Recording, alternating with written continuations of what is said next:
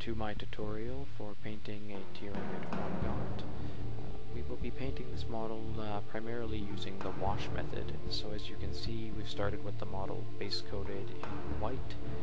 This was done using the Games Workshop white spray primer, but you can use any white primer or paint as long as you ensure a good even coat. So as you can see here, we've got the Griffin Sepia wash, and that's where we'll be starting. So we're grabbing our wash brush here. Now of course the Griffin Sepia is an older paint. In the new line I believe it's Seraphim Sepia, but those colors are largely interchangeable, so you can just follow along with whatever wash you have available that's the closest match to the Griffin Sepia. And as you can see, I'm getting a very liberal amount of the wash on my brush here. This is important when you're painting a model using the wash method. You're coloring it primarily with wash. You want a good amount of the wash on your brush so that you can move it around over the surface of the model, get it into those recesses, but also to help tint any flat or raised areas as well. You don't want the wash just getting into the recesses because you want to be using it to tint and color the overall model. Now, this wash is going to be used to color the model pretty much everywhere except for the claws and the carapace and what have you. So I'm just, as you can see here, using the brush to generously coat all of the I guess the softer and fleshier parts of the model in this wash.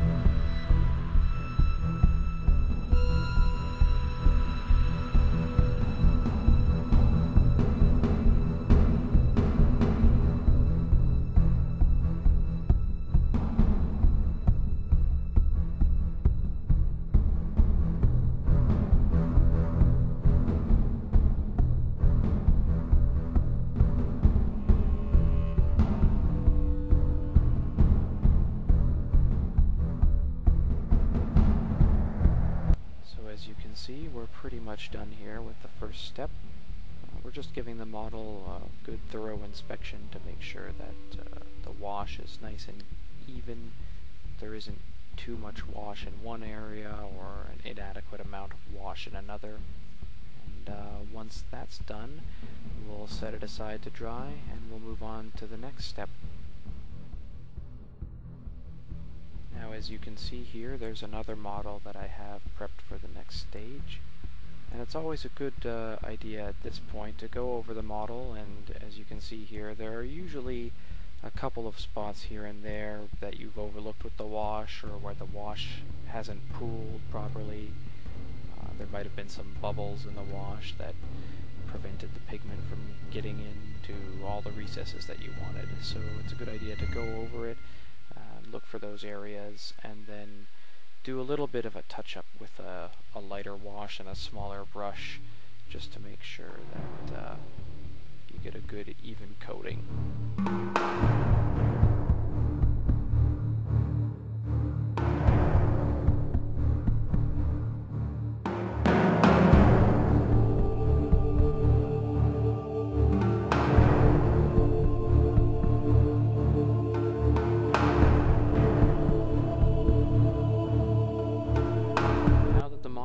Fully dry and we have a good base color for the flesh, it's time to move on to the next step. Now this part is entirely optional, but I feel it really adds a lot to Tyranid miniatures. You see these little ribbed sections here, these softer bits of tissue between the joints on the limbs and all over the body. Those parts we're going to wash with a red wash. So as you can see here, we've got our Bale Red, or Carapace Crimson if you're using the newer colors, and detail brush. And we're just going to take a little bit of wash and gently brush it into those recessed areas where the Tyranid has the softer tissue on its joints and those vulnerable spots. And it's going to make them look just a little bit fleshier, a little softer, a little more vulnerable, and you don't have to worry about being too careful with it, because even if you get a little bit of seepage or spillage around the edges, that just makes it look really organic and gross and kind of like it's oozing, which I think is appropriately disgusting for Tyranids.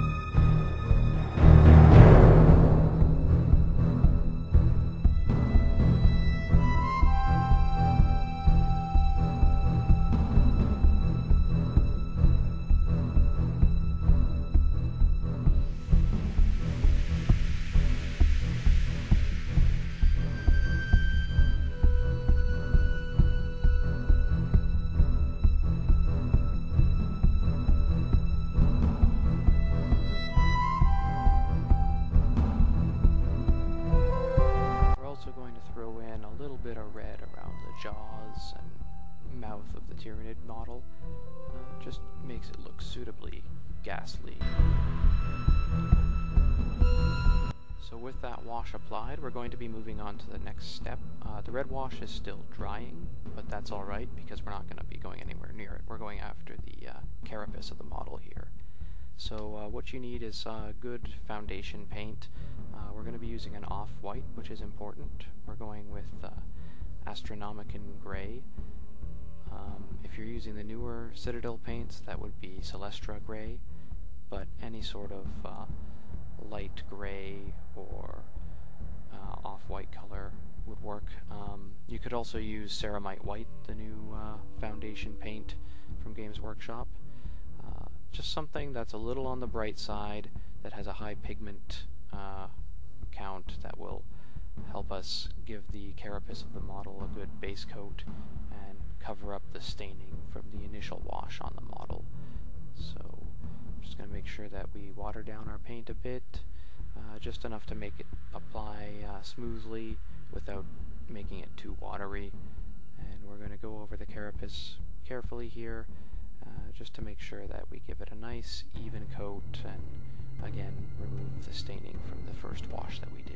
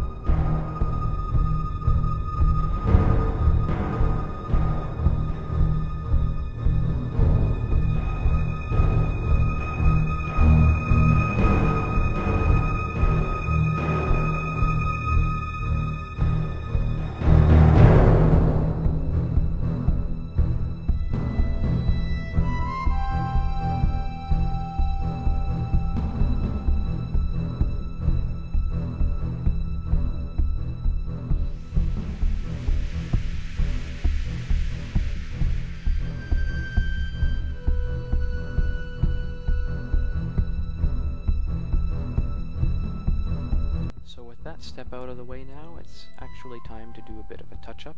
I'm going over the model here, and I notice that there are a couple of areas where I've gotten some of the Astronomican Grey on the fleshy parts of the model, which is definitely not what we want. So when this happens, it's good to remember that you don't need to panic. You can always make little adjustments and corrections to fix that sort of mistake.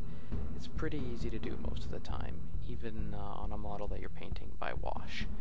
So what we're going to do is grab Vomit Brown or Tau Light Ochre from the newer Citadel range, and we're going to go over these little spots here where we've gone off the carapace with the grey with a really watered down version of that paint to kind of blend it back into the fleshy tones of the model. Now, it turned out that I made a few mistakes here as I was painting the model on the fleshy parts, which is something that I do pretty often. But I made a bit more than normal, and I found that the Vomit Brown, while it's a pretty good match for the wash color, the Griffin Sepia, over the white in most cases, on large flat areas you can kind of tell that it's a touch-up job. So what you're probably going to want to do after that is go over it again with like a bleached bone or similar color, again watered down to help blend it into the model, and just correct those little mistakes you might have made. So now that we're done that step there, the next part is moving on to, you guessed it, another wash. So I'm going to grab a Leviathan Purple here, or from the newer GW range that would be Druchii Violet.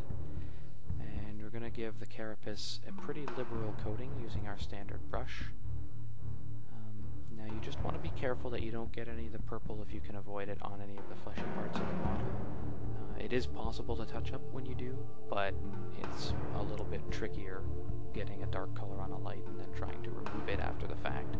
So while you want to be pretty liberal with the wash here, you also want to be careful that you don't spill over the edges of the carapace where you can avoid it.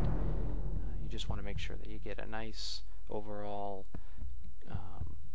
layer of wash on the carapace so that the purple will do its job and tint it the way that we want it and give it a nice deep color.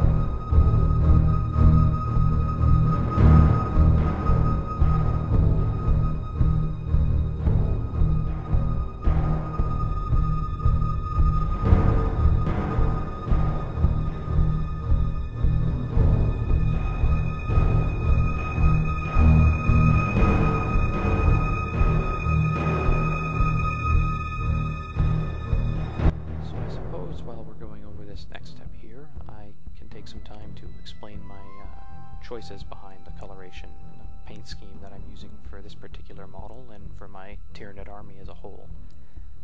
You may have noticed, if you know your Warhammer 40k, that the colors I'm using are pretty spot on for Hive Fleet Leviathan, the bone color of the flesh and the purple carapace. I really like the colors of Hive Fleet Leviathan overall, and I didn't have an army that used a lot of purple in it, so that was kind of an excuse for me to try something like that out and use purple across a whole army and play around with some different painting techniques. So that's why I decided to go with that.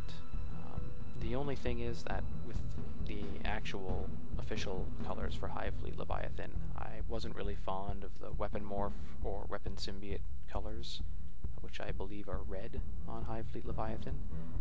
So what I decided to do is come up with some of my own background for my Tyranid fleet, which is actually a splinter fleet of Leviathan from a previous invasion that's gone off and evolved a little bit on its own, and it's kind of become its own entity.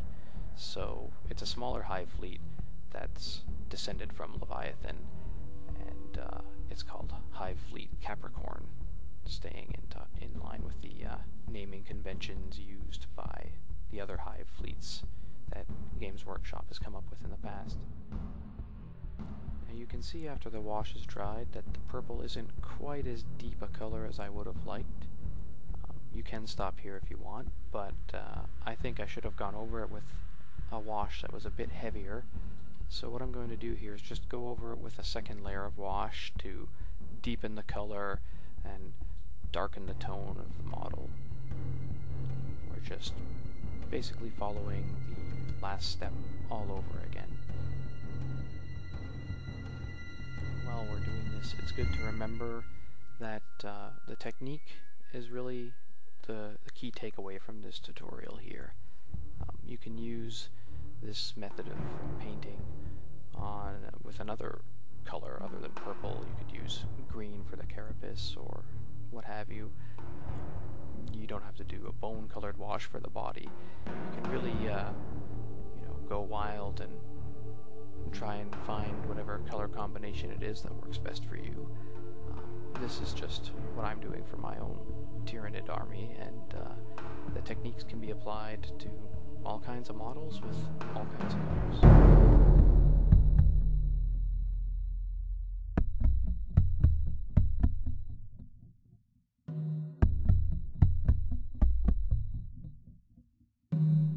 So now that our carapace is dry, and it's the nice deep color that we were going for initially, I'm going over the model here, and I noticed that I've slipped up in a couple of places again with the purple where it's seeped off of the carapace in ways that I haven't really wanted.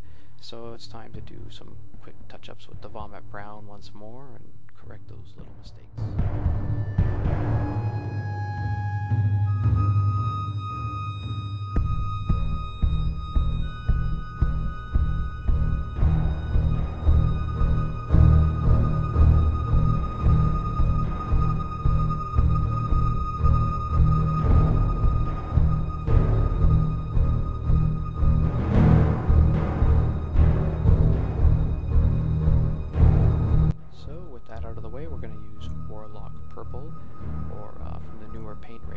Screamer pink.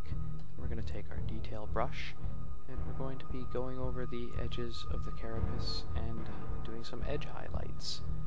Now if you want to keep things simple and just get your army on the tabletop really quickly, all you have to do is just take the edge highlight color and outline the edge of each armored plate. I prefer doing it a little bit more detailed than that, which is entirely optional.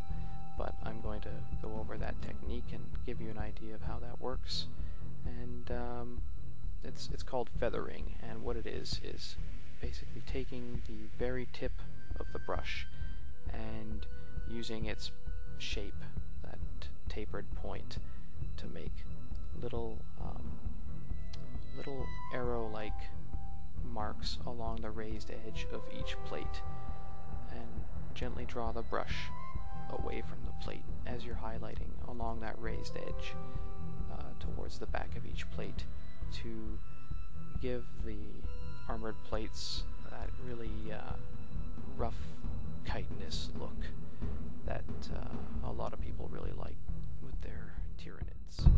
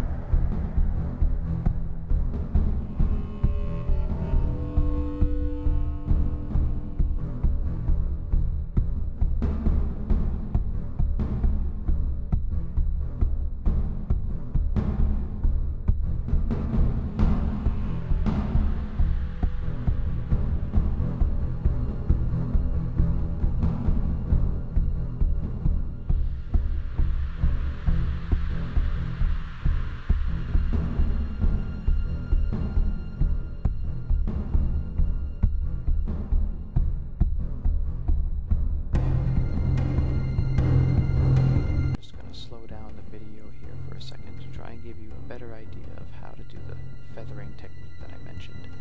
You're going to want to do it in successive layers. You're going to want to make sure that the paint is kind of watery, not so watery that it seeps into the recesses between the plates, because that would undo some of the work of your wash. But you're going to want to just make sure that the paint's thin enough that you can go over it and feather the edges in multiple layers so that you'll get a nice uneven look to the pattern that you're trying to create on the edge of the armor plates there.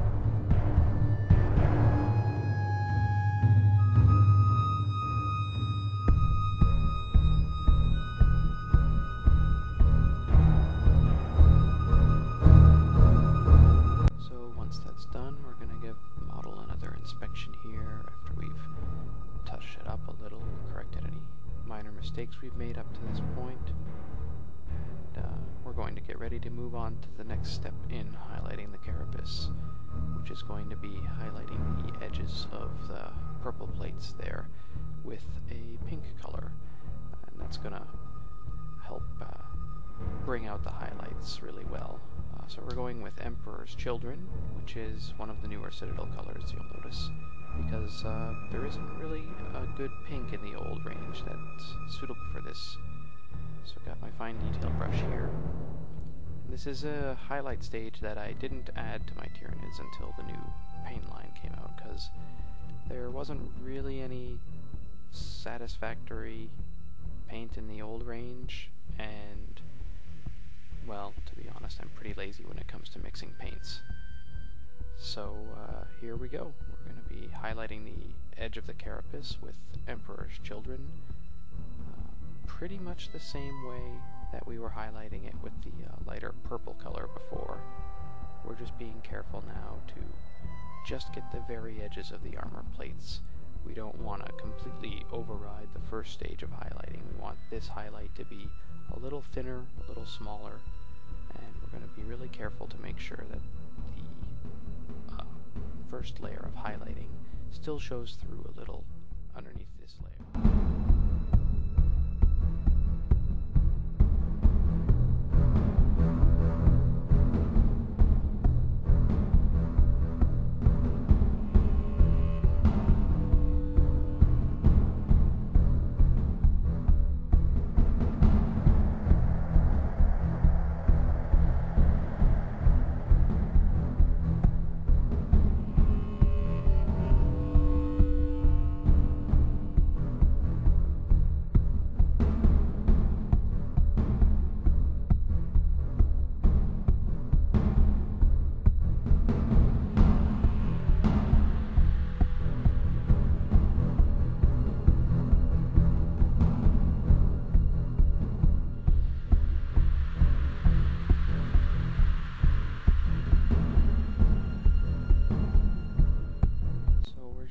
Slow down here for a moment and take a closer look at the highlighting and feathering technique that I'm using on the carapace here, just to give you a better idea of how careful and thorough you need to be in order to get it right.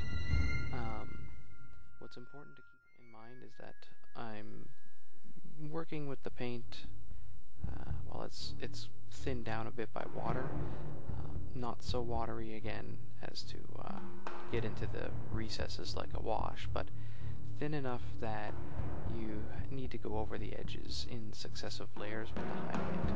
And while it's a bit more time consuming, the end result is really worth it.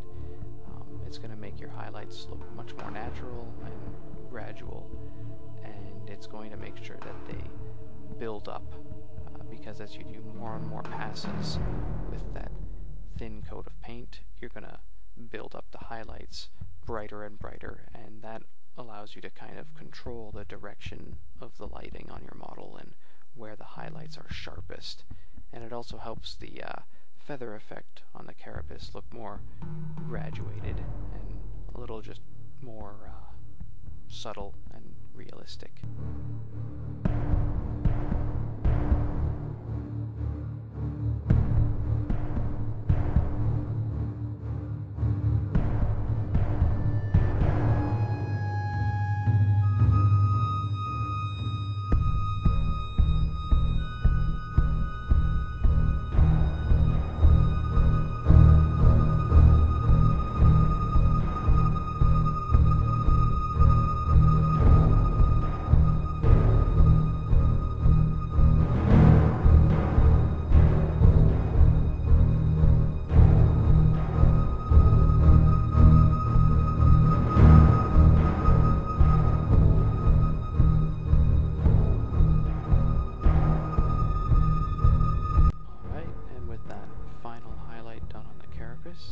It's time to just take a close look and inspect it and make sure that it's where we want it to be. And then we're going to move on next to some of the details on our little Gribbly here.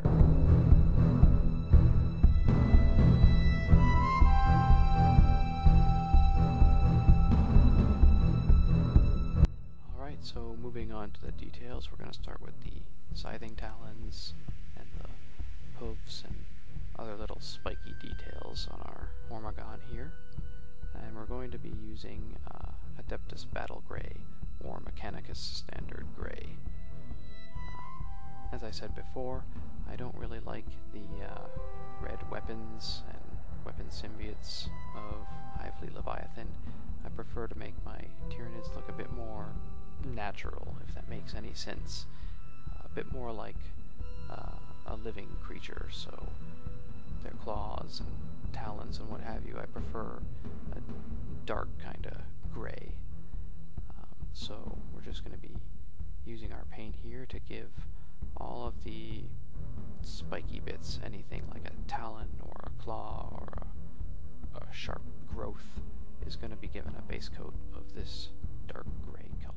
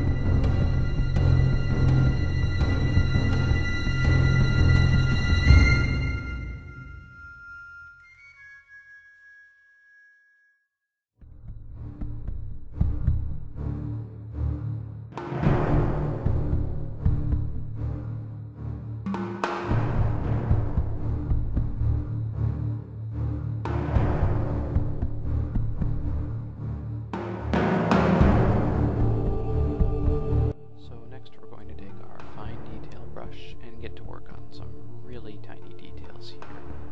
We're going to go after the teeth. So they're pretty small, and they may be a bit intimidating. You may be afraid of messing up the details, but they're actually pretty easy to take care of. There's nothing to be afraid of. So we're going to take our bleached bone, or equivalent color. The newer Games Workshop color would be Ushabti bone. And we want this one to be a little dry.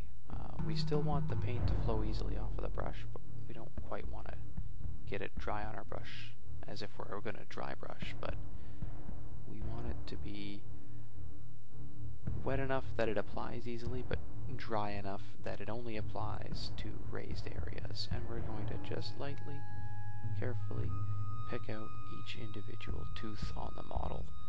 And it takes a bit of time and a bit of patience, but it's actually not that difficult, and the end result is pretty satisfying. It speaks for itself.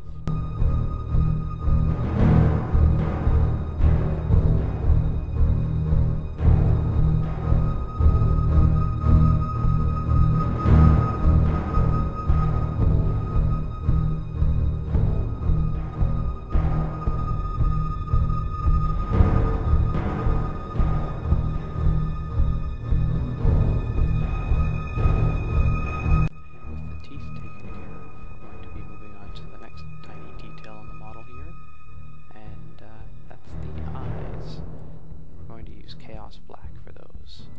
The reason I choose Chaos Black is because I like to imagine that the Tyranids as these, crazy super predators from beyond galactic space, that they have these really intense, dead shark eyes, kind of. I mean, sharks are a pretty powerful and terrifying kind of predator, and I think part of that comes from those big black eyes that they have. So I like to give that to all of my Tyranid models. You just really, really carefully take a little bit of Chaos Black on the end of your fine detail brush, the finest brush you have, and you're just really carefully applying back and forth across the tiny little eye that's in their socket there. If you mess up, as I'm about to, on one of these eyes here, there's no need to panic, because you can go back and pretty easily cover up any mistakes you make, once again, with the vomit brown.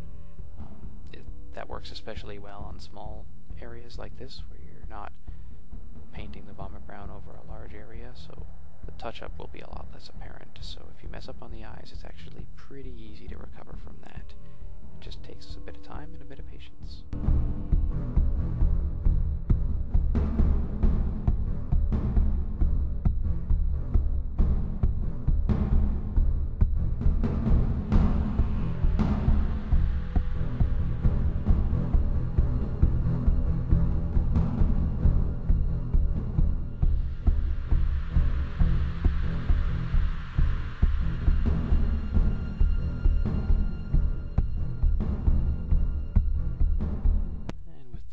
And teeth taken care of there, we're going to be moving on to our last step for painting the actual model itself here.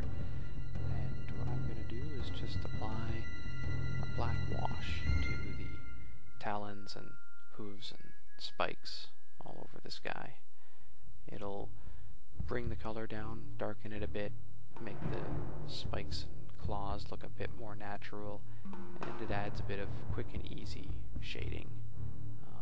It's possible, if you want, after this step, to take it another step farther and do some additional highlighting on the talons, but it's not really necessary, especially on a small infantry model like this. You can go the extra mile if you want, but I prefer to save that for the bigger creatures in the army, and I'd skip that step on rank and file guys like the Hormagaunt here.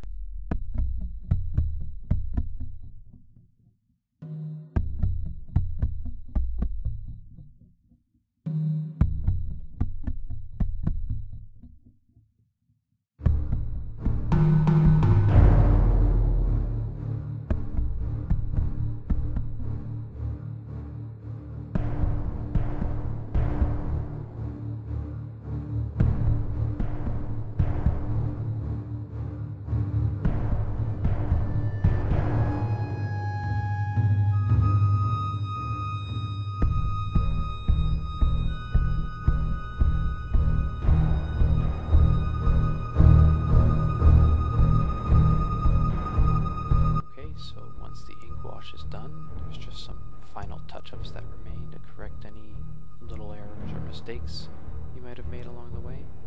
And after that, we're going to set this guy aside and let the ink wash dry on his talons and spiky bits. And that does it for painting the model. There's just one step that remains after that, and that's to apply a gloss varnish to certain areas of the model. And after that, we move on to basing.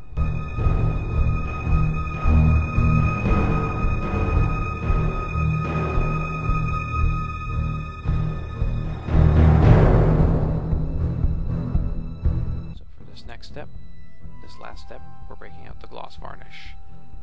And this I just use to go over all the fleshy, oozy, gross bits on the model and make them look glistening and disgusting. So I'm going to take it and apply it pretty liberally to all those areas that we washed red before. Also make sure to get a good coating of gloss varnish on the eyes so that they glisten. They look really beady and alive, you know, with that predator's intellect, you know, glistening behind those eyes.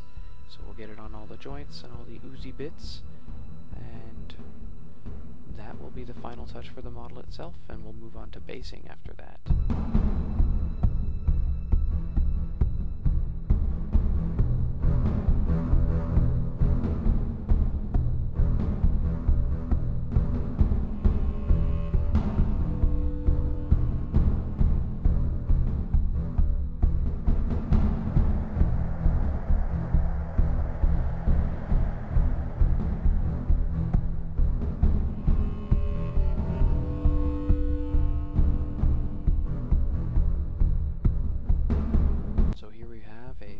Model.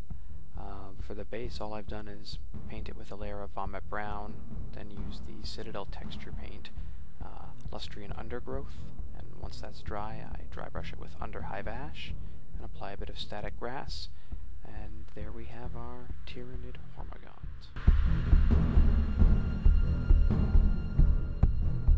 So, hopefully you found this tutorial entertaining and or useful. If you liked the video, or not, please feel free to comment below. Let me know what you think. So, thanks for watching, and happy painting!